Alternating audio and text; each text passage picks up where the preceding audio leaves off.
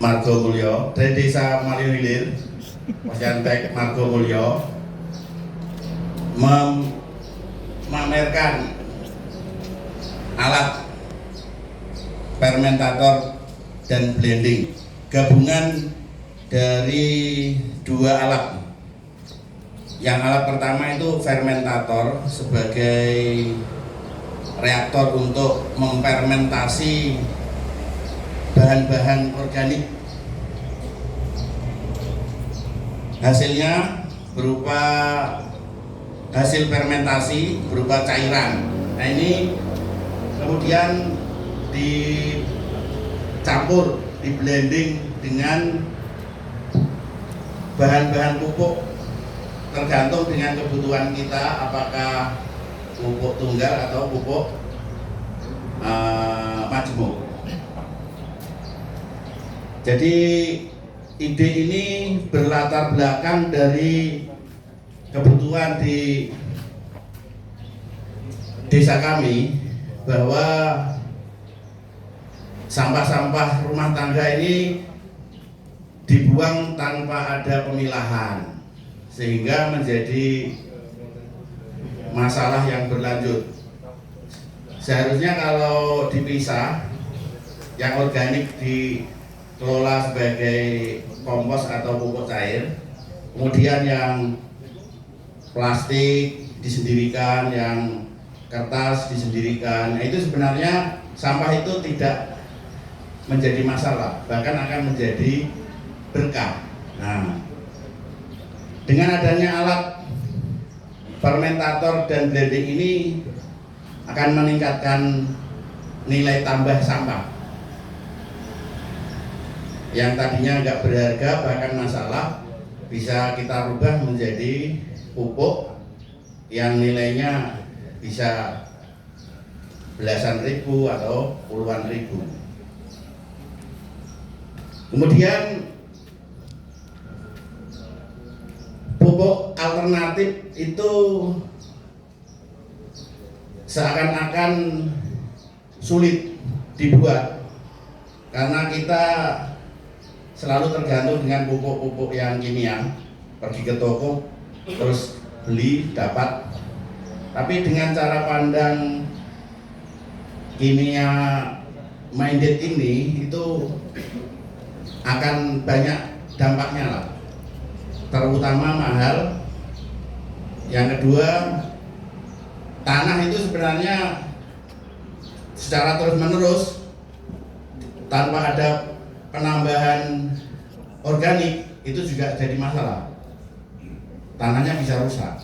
Nah, maka kita harus rubah cara pikir itu, bagaimana mengolah sampah menjadi pupuk organik sebagai alternatif, sehingga alam ini akan lestari. Kalau kita kimia terus, maka alam akan rusak, sehingga membutuhkan alternatif pemberian pupuk-pupuk organik sehingga alam menjadi lestari. Dan bahan pangan kita akan lebih sehat kalau dengan organik. Sangat beda sekali di pupuk kimia dengan pupuk organik, akan lebih enak, lebih renyah, lebih sehat. Lanjut. Jadi tujuan keikutsertaan kami dalam lomba ini, kita pengen mengetahui proses-proses pembuatan fermentator dan blending. Kita mulai dari desainnya, bagaimana cara mendesain. Nah, tentunya ada informasi-informasi seperti yang disampaikan Bapak Juri tadi. Kita mengadakan diskusi-diskusi tingkat pelaksana teknisnya. Kalau punya ide fermentasi ini, bagaimana penerapannya secara teknis, terus apa-apa yang dibutuhkan. Nah, itu kita diskusikan dahulu. Kemudian masyarakat butuhnya apa. Nah, ini kita dapat informasi dari diskusi-diskusi pendahuluan, sehingga kita bisa mendesain kita pengen main di segmen mana. Nah, karena ini kita mau di tingkat rumah tangga, maka ya cukup kecil saja. Tapi kalau misalnya kita disuruh mendesain untuk misalnya perkantoran sini misalnya, atau satu desa, nah kita bisa desain lebih besar lagi. Untuk kesempatan ini prototipe untuk rumah tangga. Kemudian kita juga pengen mengetahui hambatan dan pemecahan masalah dalam pembuatan alat ini. Jadi pengembangan perbaikan alat ini juga kita sandingkan dengan alat-alat yang sudah secara existing ada. Kami punya beberapa kelompok tani yang sudah menerapkan pembuatan fermentasi ini, tapi dia drumnya ini tunggal, fermentatornya aja yang dia buat, sehingga dia tidak bisa mendapat pilihan kalau dia pengen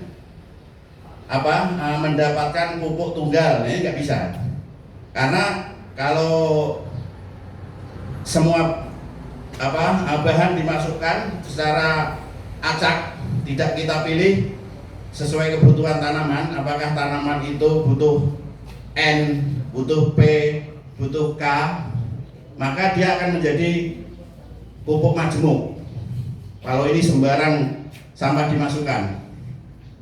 Tapi kalau dari awal kita sudah memiliki desain produksi, misalnya kita mau pupuk sayur-sayuran daun, maka kita buat pupuk yang mengandung nitrogen tinggi, yaitu sayur-sayuran saja yang kita buat. Nah, tapi kalau kita pengen yang P tinggi, nah kita buat bahan yang serat-serat, misalnya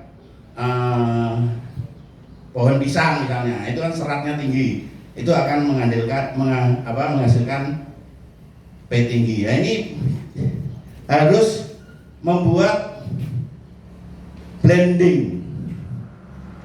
Ini tidak ada di alat existing yang ada konvensional, nggak ada. Dia hanya satu tabung ini aja.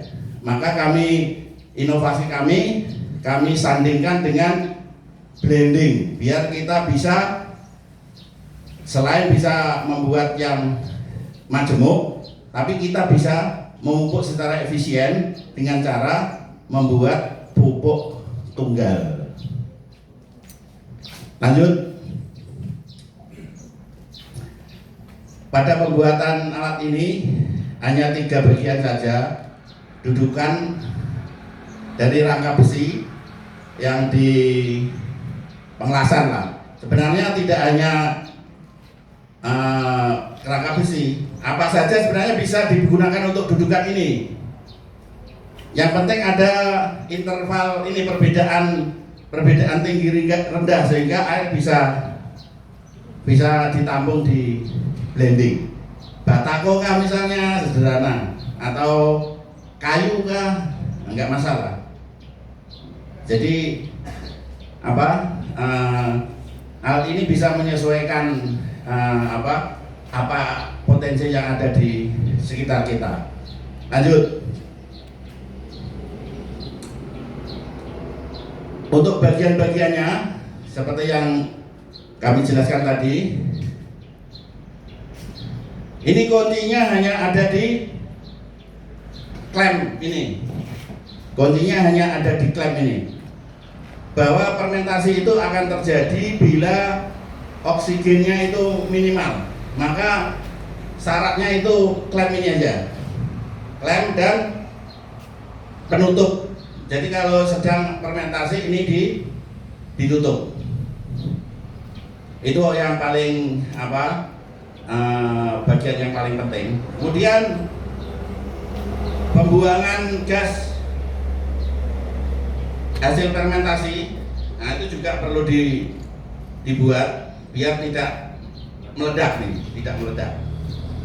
Nah, maka ada selang pembuatan, selang pembuangan gas. Nah ini bagian-bagian terpenting itu klem dan selang pembuang gas. Yang lain ini bisa sebenarnya digantikan atau ditiadakan. Tapi kalau pengen sempurna bisa lagi sempurnakan sesuai prototipe ini. Lanjut. Ini hasilnya, hasil fermentasinya. Kami telah mengadakan uji coba untuk menghasilkan pupuk cair dengan N tinggi. Nah, ini pada awalnya kami belum punya alat untuk mengukur kandungan NPK ini, maka kami sebut sebagai kualitatif. Tapi sekarang kami dapat bantuan dari Bank Indonesia, bisa mengukur secara kuantitatif angka. N berapa, P berapa, K berapa, kami bisa ukur secara angka. Nah ini kalau kita bahannya sayur-sayuran, N kandungannya itu bisa 3 minggu lah, 3 minggu bisa jadi. Tapi kalau bahannya lebih keras lagi, yaitu serat yang kandungan P-nya itu tinggi, maka tambah waktunya bisa sampai 1 bulan. Atau misalnya kalau kita kepengen yang kandungannya protein, untuk mengolah protein kita lebih butuh waktu yang lama dalam penguraiannya. Ya. Lanjut. Jadi penggunaannya alat cukup bahan-bahan.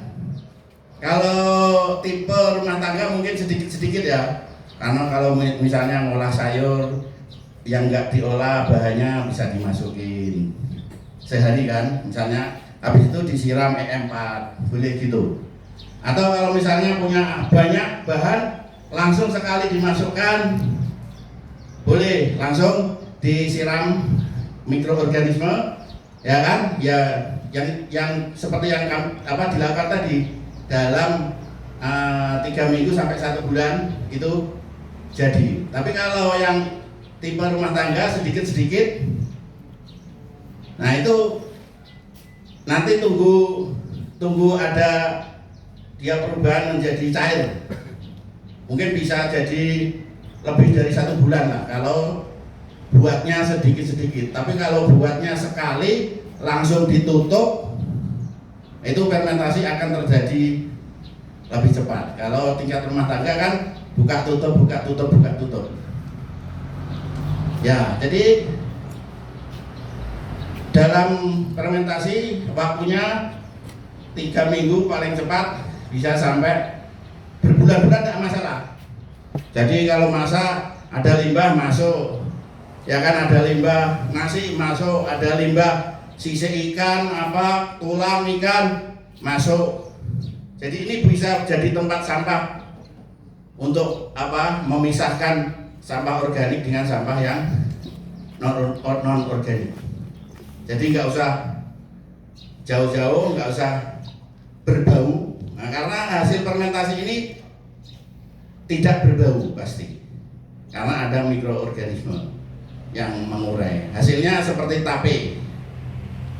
Ya. Lanjut.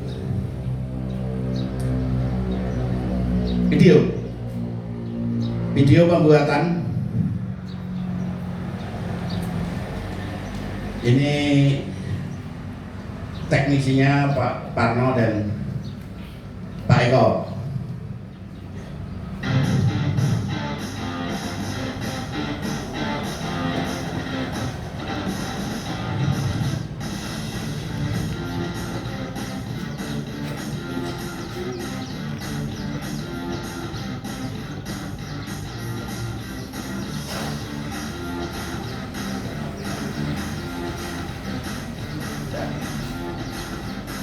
5%.